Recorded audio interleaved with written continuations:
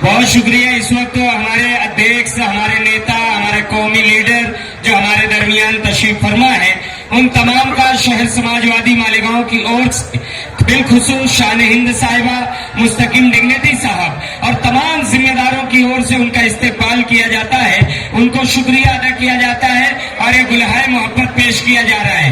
आप देख सकते हैं, तालियां भी बजा सकते हैं, मोहब्बतों का इजहार भी कर सकते हैं। हमारी बहन इकरा हसन साहिबा यहाँ तशरीफ फरमा है और उसी के साथ साथ मोहतरम अबू आसिम आजमी साहब और हमारे माननीय अखिलेश यादव जी, जिनका इस्तेकबाल शान हिंद साहिबा और मुस्तकिम डिग्निटी साहब कर रहे हैं। इस उम्मीद पर कर रहे हैं कि यह मजमा जो आज मोहब्बतों का इजहार कर रहा है, इंशाअल्लाह 20 नवंबर को भी इजहार करेगा और 23 नवंबर को मालेगांव शहर से एक नए आफ्ताब की आमद होगी। यही उम्मीद, यही हौसला लेकर आपके दरमियान तशरीफ फरमा है और मैं आपको यकीन दिलाते हुए इस बात का ऐलान करता हूं कि चिराग जितने उजालों की परवरिश की है, चिराग ही से उजाले सबूत मांगते हैं। चिराग जिसने उजालों की परवरिश की है, चिराग ही से उजाले सबूत मांगते हैं। हम अहले दिल से हमारी वतन परस्ती का, वतन को बेचने वाले सबूत मांगते हैं, वतन को बेचने वाले सबूत मांगते हैं। बहुत शुक्रिया। कलंदर संगमरमर के मकानों में नहीं मिलता, कलंदर संगमरमर के मकानों में नहीं मिलता, ये असली घी है पनिये की दुकानों में नहीं मिलता। और पराए गम में अपने आप को बर्बाद कर लेना, ये जज्बा अच्छे अच्छे खानदानों में नहीं मिलता। यही जज्बा लेकर तो यहाँ पर रैली में हमारे आए हुए सभी बुजुर्ग नौजवानों का मैं बहुत बहुत धन्यवाद और आभार प्रकट करना चाहता हूँ। इतना आंधी तूफान आने के बाद भी जहां आसमान में हम लोगों ने बिजली चमकते हुए देखा, लगातार बारिश हो रही है, उसके बावजूद भी कोई हटा नहीं, न कोई गया। मैं एक गांव के अपने तमाम साथियों का बहुत बहुत धन्यवाद और आभार प्रकट करना चाहता हूं। जब मैं आपके बीच में आया हूं तो आंधी तूफान भी साथ ही साथ आ गया और मैं ये सोच नहीं पा रहा हूं कि आंधी तूफान ये हम लोगों को रोकने के लिए आया था कि आप लोगों के आने की वजह से ही आंधी तूफान आ गया। हमारी पार्टी के अध्यक्ष आदरणीय अबू आसिम आजमी साहब, यहां से समाजवादी पार्टी के प्रत्याशी शाहिद जी, हमारे साथ लोकसभा में सांसद इकरा हसन जी, विधायक नाहिद हसन जी, समाजवादी पार्टी के हमारे विधायक रईस भाई, संचालन कर रहे फहद, रियाज भाई और बहुत सारे लोग जो मंच पर उपस्थित हैं। मैं किसी का नाम नहीं ले पा रहा हूं। हमारे सभी समाजवादी साथी, इस चुनावी जनसभा में आए हुए सभी हमारे आदरणीय बुजुर्ग, नौजवान साथी और पत्रकार बंधुओं, आज जब चुनाव का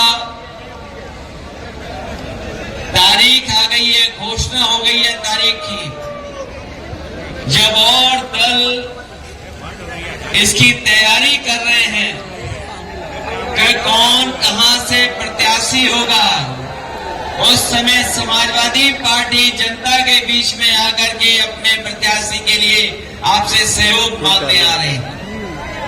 जहां अभी देश में जहां जहां चुनाव हो रहे हैं, देश में जहां जहां चुनाव हो रहे हैं, ये देखने को मिल रहा है कि भारतीय जनता पार्टी बहुत हताश हो चुकी है।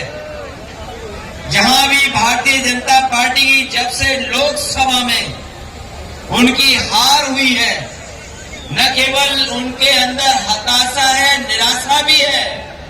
इसीलिए वो चुनाव में हर हथकंडा अपनाने जा रहे हैं। हमने देखा कि हरियाणा का जो चुनाव पूरा का पूरा भारतीय जनता पार्टी के खिलाफ था। हारने वाली भारतीय जनता पार्टी हरियाणा जीत गई। इसलिए हम अपने महाराष्ट्र के लोगों से कहना चाहता हूं कि जहां हमें सावधान रहना है, वहीं हम लोगों को तैयारी भी रखनी है कि भारतीय जनता पार्टी किसी भी सीमा तक जा सकती है इंडिया गठबंधन और हमारे यहाँ के गठबंधन को हराने के लिए।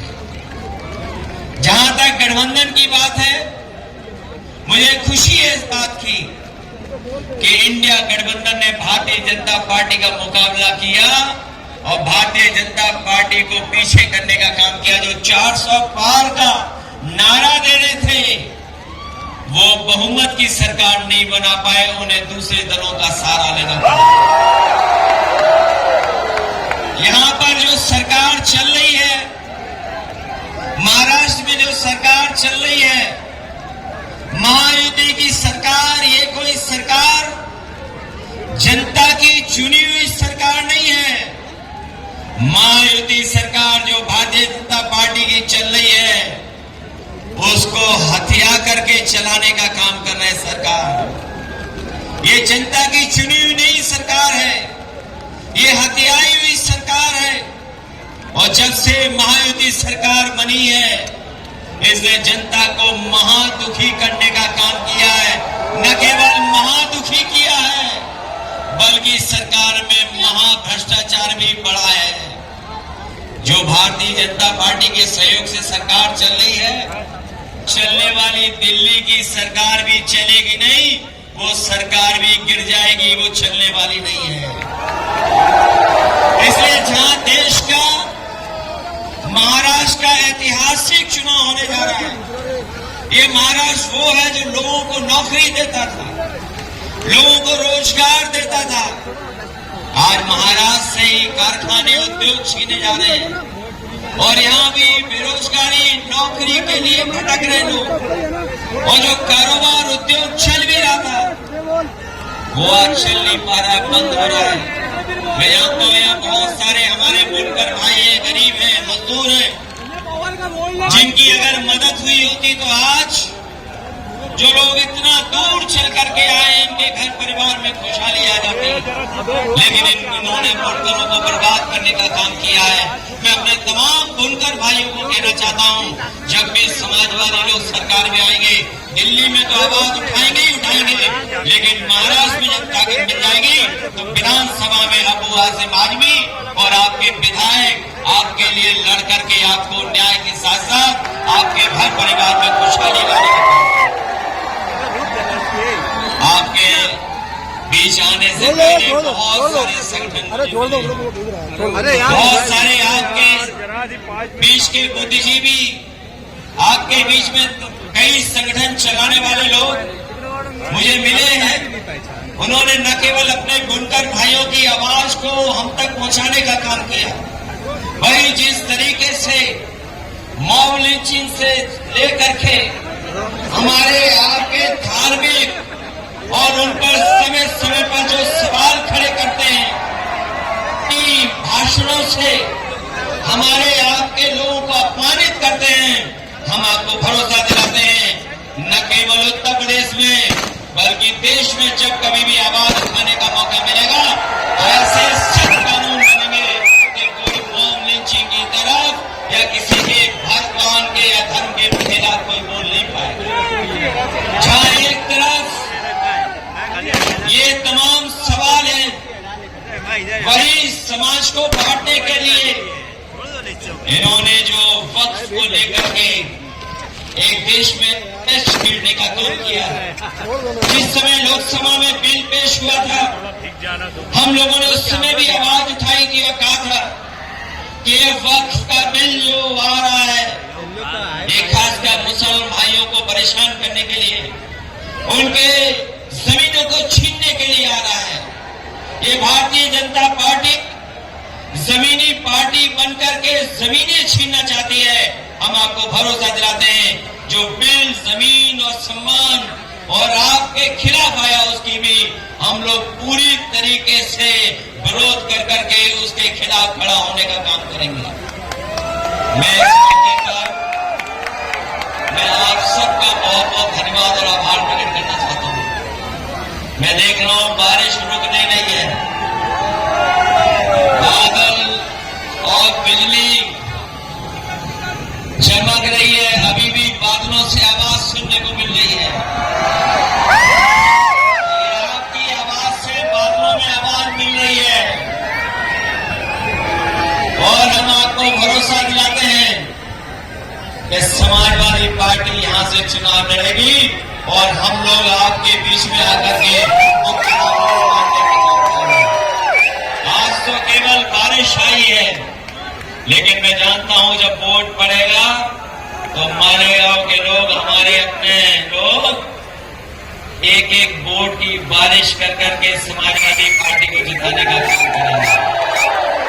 एक बारिश हमें भरोसा दिला रही कि जब वोट पड़े तो भारत की तरह वोट पड़ेगा, जैसे बूंद गिरी है वैसे ही वोट भी भारतीय जनता पार्टी के खिलाफ पड़ेगा।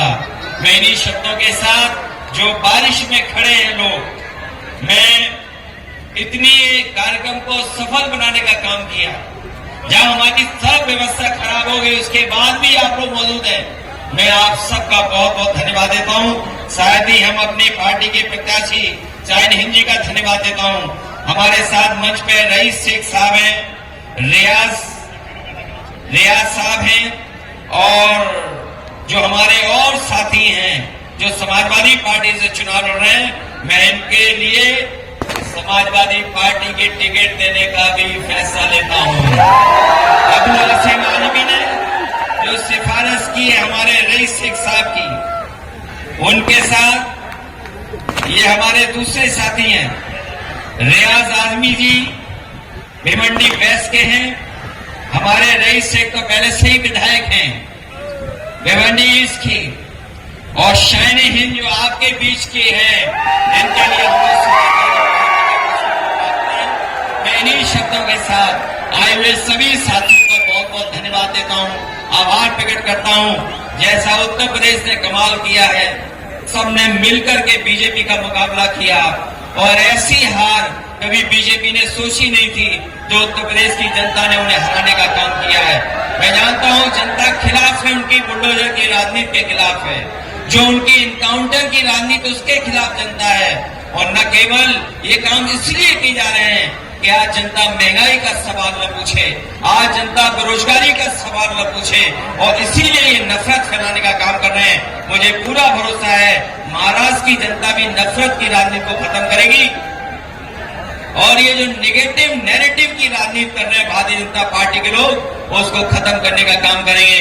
इन्हीं शब्दों के साथ हम अपने बुनकर भाइयों को भरोसा दिलाते हैं कि बुनकर भाइयों की आर्थिक स्थिति को बेहतर करने के लिए अभी बिजली में सब्सिडी मिल रही है, अगर इससे भी ज्यादा बिजली की सुविधाएं देने का काम होगा, और अगर उत्तर प्रदेश की तरह जो उत्तर प्रदेश में सुविधा मिली थी बुनकरों की, अगर वो सुविधाएं मिल जाएंगी तो हमारा बुनकर भी खुशहाल हो जाएगा। उस दिशा में हम लोग काम कर करके आपकी मदद करने का काम करेंगे। बहुत बहुत आपको धन्यवाद।